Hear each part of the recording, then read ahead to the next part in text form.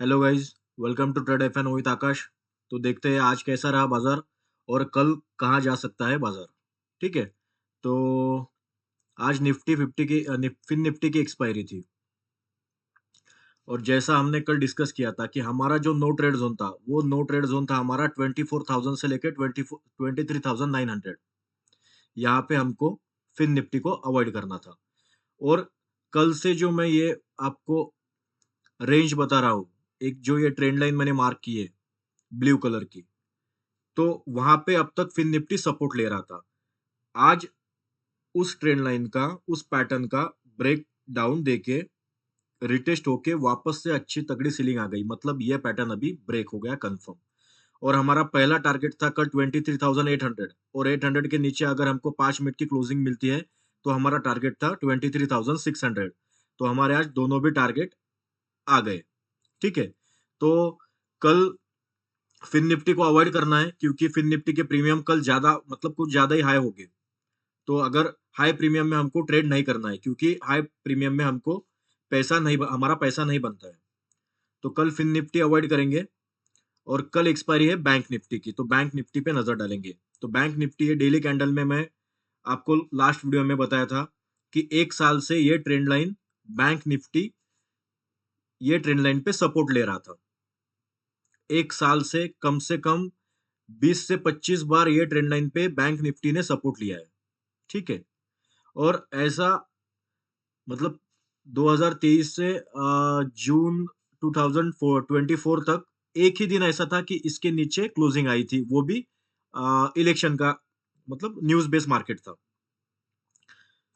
But अभी क्या हो रहा है, अभी कम से कम 10 से 12 क्लोजिंग ये ट्रेंड लाइन के नीचे आना शुरू हो गया है। और अभी मार्केट यहाँ पे सपोर्ट, ये ट्रेंड लाइन पे सपोर्ट नहीं ले रहा है। यहाँ पे अब मार्केट बैंक निफ्टी रेजिस्टेंस लेने लगा है। तो अगर बैंक निफ्टी 50,000 अगर ब्रेक करती है तो फिर बहुत बड़ा बैंक निफ्टी में फॉल आ सकता है और वो फॉल कंटिन्यू रहेगा। ठीक है। तो कल के बैंक निफ्टी की एक्सपायरी है, तो छोटे टाइम फ्रेम में समझते हैं कि कल क्या हो सकता है। ठीक है, ये तो हमारा बड़े टाइम फ्रेम का विजन हो गया।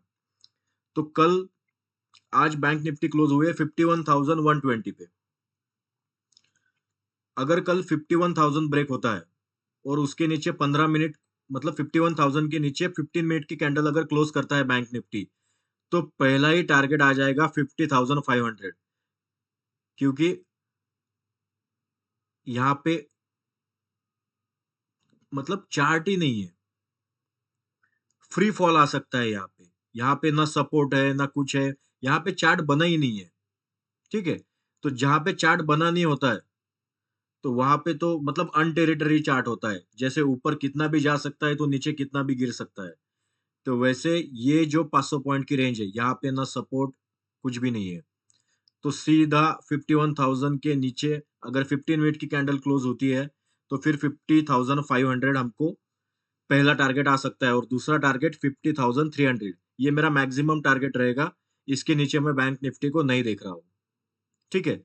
और कॉल साइड का हम तभी सोचेंगे जब 51,250 के ऊपर हमको 15 मिनट की क्लोजिंग, स्ट्रॉन्ग क्लोजिंग अगर मिलती है तो ही हम कॉल बाय करेंगे। और ज्यादा से ज्यादा हमारा टारगेट रहेगा 51,500। मैं पर्सनली कल कॉल साइड अवॉइड करूंगा, पुट साइड ही ट्रेड देखूंगा। क्योंकि हर बाय पे, मतलब हर बाइंग पे सीलिंग ही आ रही है मार्केट में। तो वो जो बाइंग का वही 100-200 पॉइंट की रेंज होती है, तो वो अवॉइड किया तो भी ठीक है। कॉल साइड नहीं ट्रेड लिया तो भी चलेगा, पुट साइड में अच्छी अपॉर्चुनिटी मिलेगी। पुट साइड प्रीमियम भी अच्छे मिलते हैं, प्रॉफिट भी अच्छा होता है। तो 51,000 के नीचे अगर 5-15 मिनट की क्लोजिंग मिलती है तो फिर 500 पॉइंट का हम मूव कैप्चर कर सकते हैं बैंक निफ्टी में। उसके बाद निफ्टी का हमारा टारगेट आ चुका है। हमने बोला था कि 24,100 के नीचे अगर 5 मिनट की कैंडल क्लोज करती है तो फिर हमको 23,850 का टारगेट आ सकता है। पहला टारगेट था हमारा 24,000 और दूसरा टारगेट था हमारा 23,850। ये दोनों भी टारगेट हमारे आ चुके हैं। ठीक है। और ये हमारा नो ट्रेडिंग जोन था 24,200 से लेके 24,100। तो यहाँ पे मार्केट ने 12 बजे तक टाइम पास किया, तो हमने यहाँ पे निफ्टी को अवॉइड किया था। जैसे ही हमको क्लोजिंग मिली 24,100 के नीचे, तो हमारे दोनों भी टारगेट आ गए हैं। अभी 24,850 ये बहुत ज्यादा क्रुशियल लेवल है। अगर कल हम 23,850 के नीचे 15 मिनट की कैंडल क्लोज करते हैं, तो फिर मैं दिखा रहा हूं आपको, देखो सपोर्ट ही नहीं है फिर मार्केट को, तो मार्केट सीधा फॉल कर सकता है। पहला टारगेट आ सकता है 23,700 और दूसरा टारगेट 23,500। और अगर कल गलती से भी मार्केट 23,500 अगर कल ही आता है, तो फिर 23,500 नीचे के टारगेट भी ओपन हो सकते हैं। बट मेरा एक्सपायरी तक, मतलब अगले 2 दिन तक 23,500 निफ्टी जा सकता है, यही टारगेट है। और कॉल साइड का हम अभी तब सोचेंगे जब निफ्टी 24,000 के ऊपर 15 मिनट की कैंडल क्लोजिंग देता है, तब तक कॉल साइड अवॉइड नहीं करना है। मार्केट हमारा जाएगा 23,800 पे, फिर 40-50 पॉइंट के लिए कॉल बाय नहीं करना है, ठीक है। बड़े टारगेट ढूंढना है, बड़े टारगेट मिलेंगे 24,000 के ऊपर ही कॉल साइड। अभी मार्केट सेल ऑन राइज वाला मार्केट है, हर बाइंग पे सेलिंग आ रही है मार्केट में, और मतलब नो रीजन मार्केट हर दिन गिर रहा है। तो मार्केट में रिवर्स, मतलब मार्केट गिर रहा है तो फिर कॉल का ट्रेड करेंगे, ऐसा नहीं करना है, ठीक है। रिवर्स ट्रेडिंग नहीं करनी है मार्केट में। तो अगर कल 23,850 के नीचे, और अगर कोई सेफ ट्रेडर होगा तो हम पकड़ लेंगे 800 की लेवल। अगर कल निफ्टी 800 की लेवल अगर निकालता है 23,800, तो फिर पहला टारगेट 23,700 और दूसरा 23,500, ये टारगेट आ सकते हैं। उसके बाद मिड कैप, तो मिड कैप में हमारा जो टारगेट था तो वो वीक का था, मतलब अगले मंडे तक मिड कैप 12,250 और 12,200, ये टारगेट हमने कल डिस्कस किए थे। तो 75% टारगेट तो हमारा आज ही, 75-80% तो टारगेट आज ही आ गया है हमारा, ठीक है। तो नो ट्रेड जोन था हमारा 500 तक। जैसे ही 500 के नीचे क्लोजिंग मिली, मिड कैप में 200 पॉइंट का फॉल आ गया। और अगर किसी की पोजीशन कैरी होगी या किसी को फ्रेश पुट बाय करना होगा, तो वो 12,200 तक ही अपनी पोजीशन रख सकता है, क्योंकि यहाँ से बाउंस बैक आ सकता है। 12,200 से बाउंस बैक आ सकता है। तो यहाँ पे हम पार्शियल प्रॉफिट हमारा बुक कर देंगे। उसके बाद फ्रेश पुट में पुट खरीदेंगे 12,200 के नीचे, ठीक है। और अगर आपके पास निफ्टी फार्मा या निफ्टी ऑटो, ये दो सेक्टर के अगर स्टॉक होंगे, तो बी अलर्ट। आपका लॉस बुक करने का या प्रॉफिट, जो भी आपको थोड़ा फार प्रॉफिट हुआ होगा या अभी दिख रहा होगा, तो ये आपका बुक करने का टाइम आ गया है। क्योंकि अभी निफ्टी फार्मा और निफ्टी ऑटो एक ऐसे लेवल पे है, अगर ये लेवल अगर ब्रेक होता है तो फिर बहुत बड़ी गिरावट आएगी। तो यहाँ पे गिरावट तो 1,000-2,000 पॉइंट की दिख रही है, पर आपके जो स्टॉक होंगे फार्मा के और ऑटो के, इनमें 15 से 17% का फॉल आ सकता है। तो अगर आपका अभी थोड़ा सा लॉस चल रहा होगा तो आप बुक कर सकते हो। अगर प्रॉफिट है तो वो लेके बैठ सकते हो, क्योंकि मार्केट एक अच्छे प्राइस पे आपको मौका देगा बाय करने का।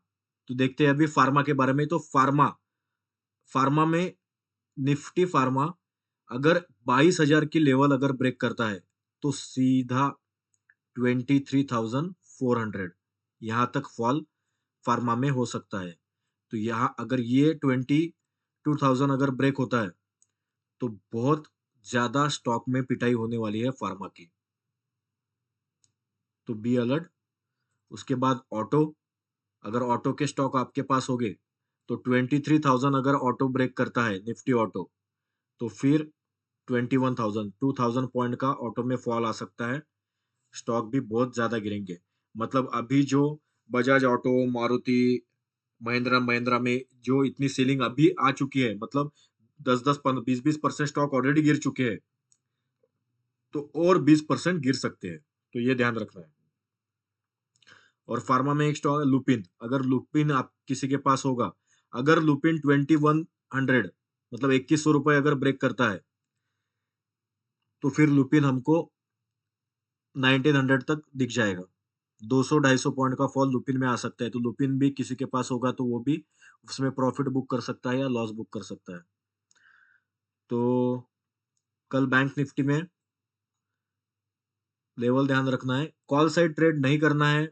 अगर करना ही होगा तो छोटी क्वांटिटी में ट्रेड करना है, ठीक है। और 51,000 के नीचे हम क्वांटिटी बढ़ा के काम कर सकते हैं बैंक निफ्टी में। अगर 15 मिनट की कैंडल क्लोजिंग मिलती है तो 50,500 तक निफ्टी बैंक जा सकता है। कॉल साइड का हम देखेंगे 51,250 के ऊपर ही। तो बस कल के लिए यही लेवल ध्यान रखना है। और दूसरा रीजन था हमारा, मार्केट क्यों गिर रहा है। तो रिटेलर रुक ही नहीं रहा है पैसा डालने से। उसको लग रहा है कि मार्केट 100-200 पॉइंट अगर गिर रहा है तो ये बाइंग अपॉर्चुनिटी है। ऐसा नहीं है भाई, मार्केट ये बाइंग अपॉर्चुनिटी नहीं है। ये सिर्फ आपको एवरेज करके बिठाया जा रहा है। कल या परसों का डेटा था कि एसआईपी का जो इनफ्लो था वो 25,000 क्रॉस कर चुका है, हाईएस्ट अब तक का। तो एसआईपी करने का भी एक सही टाइम होता है।